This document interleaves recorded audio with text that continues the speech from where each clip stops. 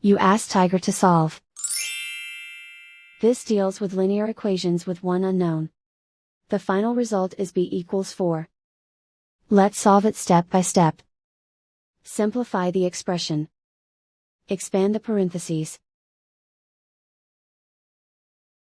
Simplify the arithmetic. Expand the parentheses. Simplify the arithmetic.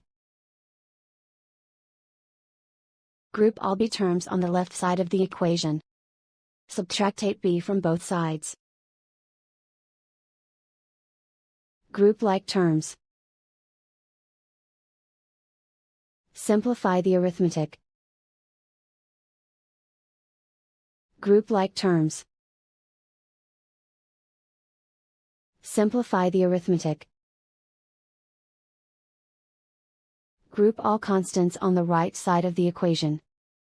Subtract 24 from both sides.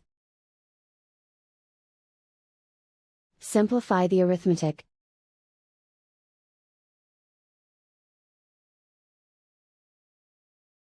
Isolate the b. Divide both sides by 4. Simplify the fraction. Find the greatest common factor of the numerator and denominator. Factor out and cancel the greatest common factor. And so the final result is b=4.